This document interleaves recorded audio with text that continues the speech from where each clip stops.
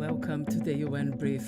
Today we interview Fred Werner. He is the head of strategic engagement at the International Telecommunication Union, the United Nations Agency for Information Technology. He is also now leading AI for Good, which is one event that was created a couple of years ago. He was one of the co-creators of this landmark event called AI for Good Global Summit that now happens online. Thank you for watching the UN Brief, and don't forget to subscribe.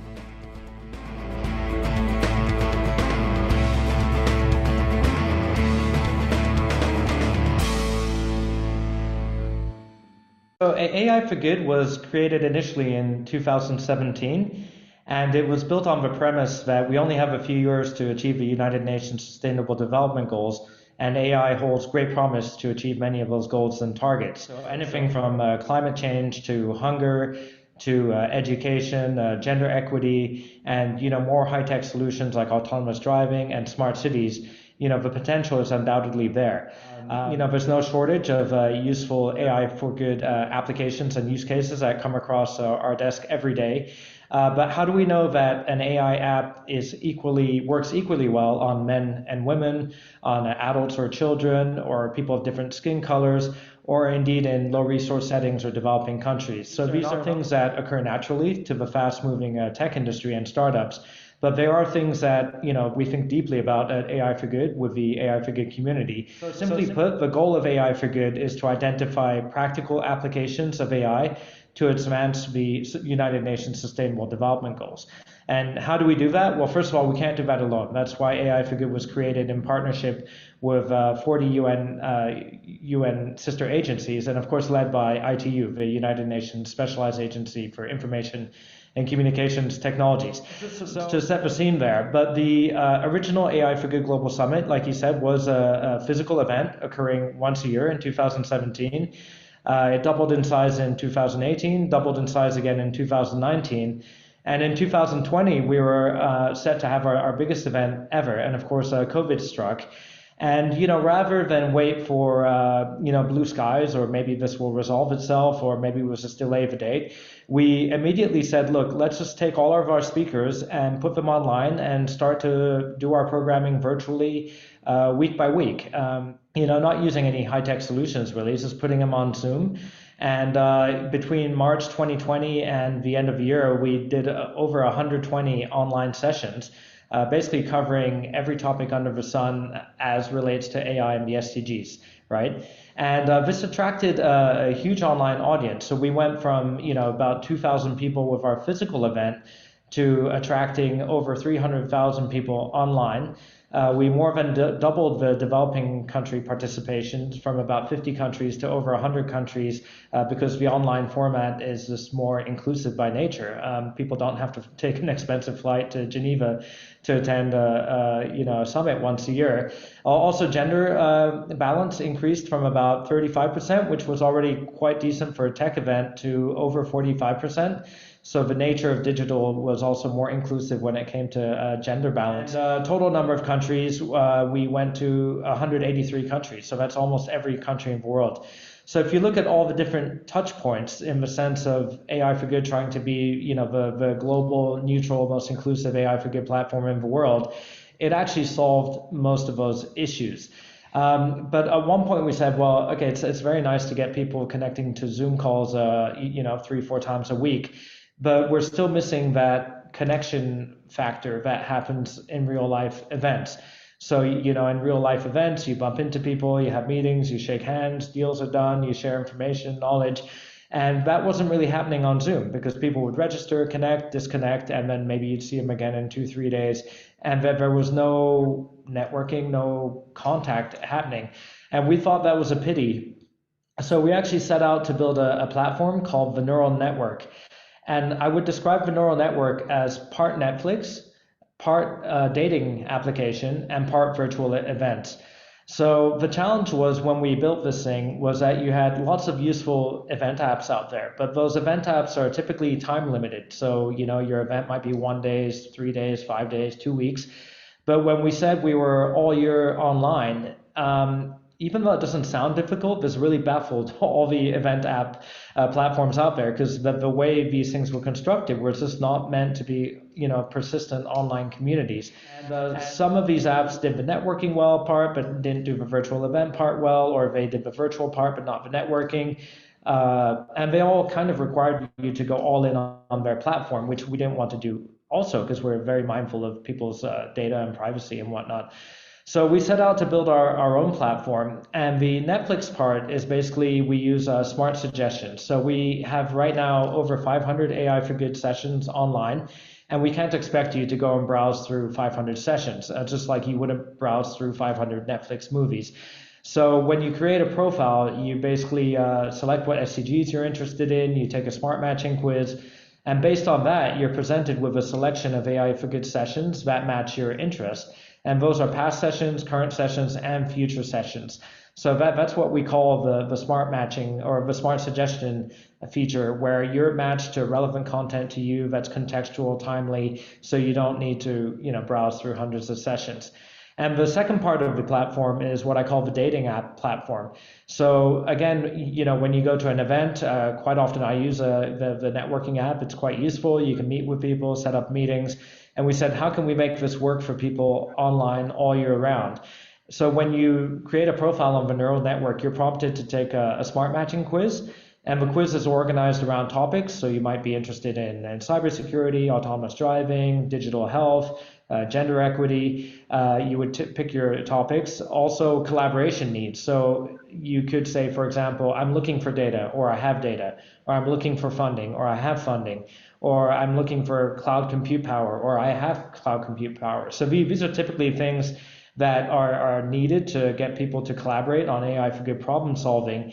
And that matchmaking was basically not happening, at least at scale, at physical events. And it wasn't happening for sure in Zoom calls, because there was this very kind of stop-start system behind those.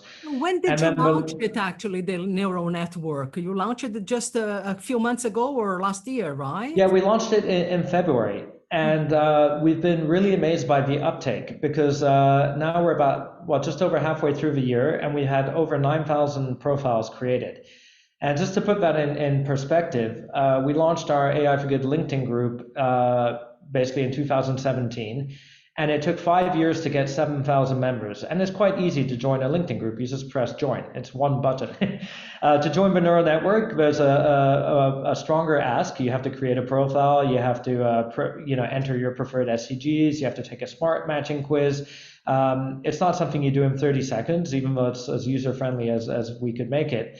But I think that's testament to the value of the content that's being provided there, and also the value of the contacts and the quality of the people that are there. So if 9,000 people took the time and trouble to create a profile and take a smart matching quiz to be on this platform in just a few months, compared to what took 5 years on LinkedIn, that's quite a good success for us. And do you have a breakdown where these people are from, the Geneva area, or in Europe, or if they are in developing countries, or in India, China? Do you have a bit of a back breakdown, demographic breakdown so far? Yeah, I mean, it's completely global. So whenever we have a live session, which is 3, 4, 5 times a week, you can actually see the participants which are there, which is really nice, and you can talk to them and connect to them, after the event's done, you can have video calls, group chats, and really, continue the conversation that way. And indeed, they're from, basically our statistics show 183 countries have participated in AI for Good. So high participation from India, from Africa, also from students, PhD students, people studying AI. Of course, strong industry participation. All our 40 UN agencies are participating, NGOs, civil society. So, our thinking is that, AI is too important to leave to the experts alone, and everyone should have a seat at the table.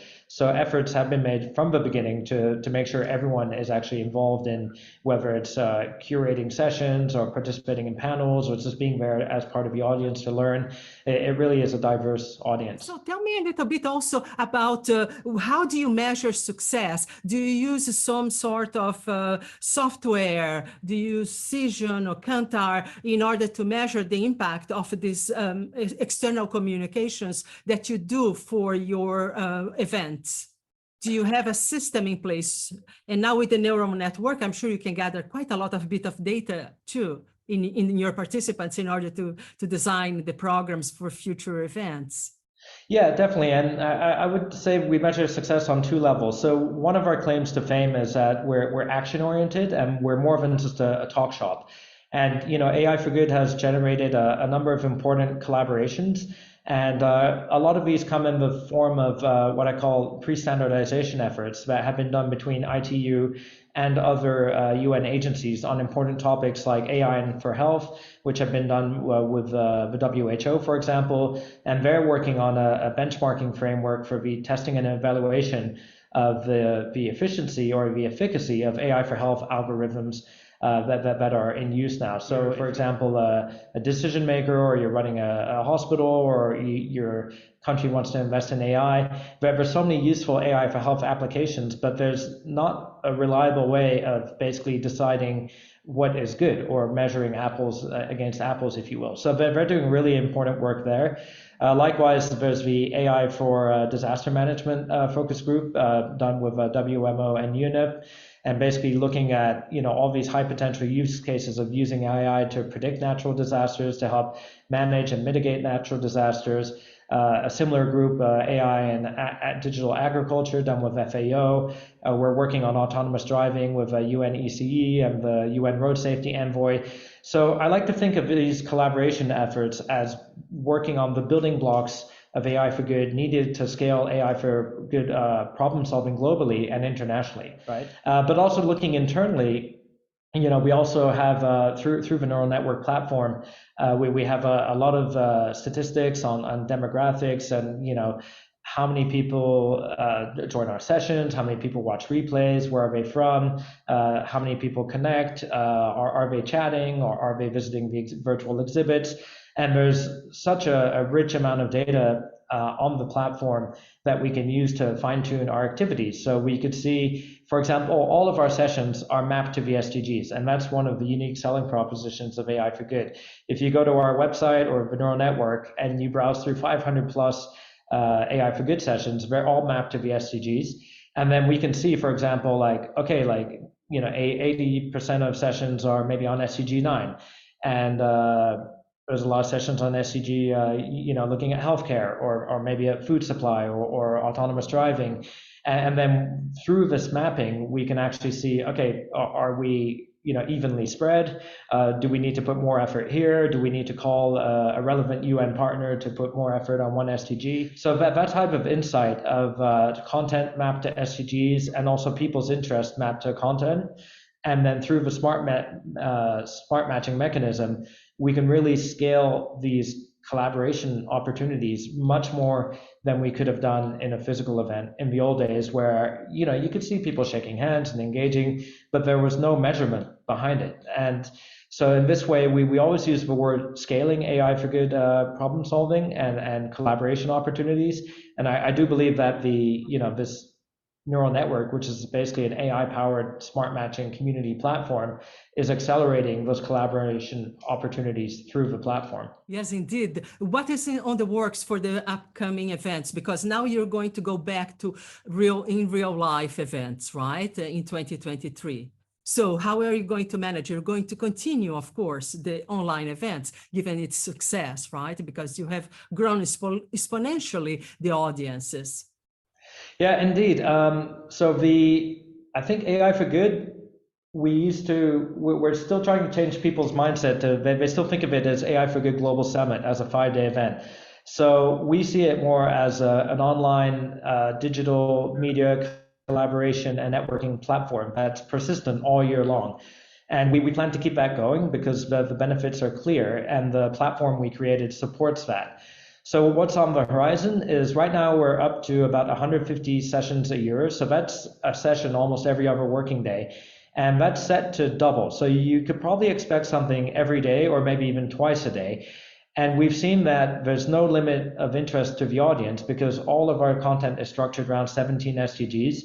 So even if you have 1,000 people interested in healthcare, for example, that doesn't mean you won't have another 1,000 people interested in autonomous driving or in security or in smart cities. So in that sense, the amount of content we can cover is kind of limitless, as is the audience. So we really want to scale the programming that way. And also, we've seen people have been joining the network at a rate about 300 to 400 people a week. And as long as that's not slowing down, I think the platform's still on the growth phase. And why not reach 100,000 people? And there's huge value in having these people connecting online. Having said that, we have had a lot of people knocking on the door asking, when are you doing a physical event? So we do plan to do one next year, mid next year in Geneva. And I think the goal there is not to replicate everything we're doing online so efficiently anyways, right? So we have expert talks, keynotes, panels, and there's just so much content and knowledge sharing online. So of course we want people to get together, but the feedback we get from people is that they just want to be together. They want to network, they want to collaborate. So I think what we would design would be something more along the lines of structured networking and unstructured networking, experiences, excursions. Of course, there would be some talks and sharing of knowledge, but that would be more of the excuse to get people together. And then what we do with the people is what's going to be important. So that's going to be our next challenge. So I think, yeah, maybe growing the neural network to 100,000 people would be good. And then also having a physical event that's really not, trying to replicate the old days or anything that we're doing so Just efficiently online panels, but anyways. do experiential Yeah, events as well, where I people think can that's the key word is experiential. interact with each other much more, right? We Yeah. crave that as well, as much as we enjoy the virtual worlds as well.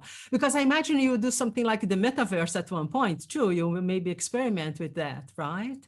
Indeed. So that's actually one of our new programming streams is exploring AI in the metaverse. So AI being one of the key engines to realize the full potential of the metaverse. And we had a really successful kickoff webinar a few weeks ago. We have another one on September 20th. We'll have a workshop in Geneva on that. So that topic is really, let's say I think it's more of a buzzword. It's maybe where AI was 5 years ago, where there was a lot of hype, but also there's a lot of investment and substance behind it, and things that need to be worked on for it to work. Having said that, one of the, let's say, future developments would be how do we add a kind of extended reality or metaverse, let's just use the word metaverse layer, to the neural network. So right now the networking is done through chat, through video calls, on sort of chat walls like you would on Twitter or Facebook or what have you. But I think a next logical step would be to have virtual meeting spaces where you can connect with headsets in 3D and will it be an SDG AI art gallery? Will it be where people can just maybe play, collaborate, network? Who knows? So, but that's definitely on our development plan. Fantastic. Well, thank you so much, Frederick Werner. It's a pleasure to speak with you, and I look forward to the event in the coming year. Do you have the dates already? No, you're still negotiating the dates. It's middle of 2023, but we'll be making an announcement quite soon, and then you'll be the first to get the invite. Thank you very much, indeed. Thank you, Maya, for the opportunity. Always a pleasure. Yes.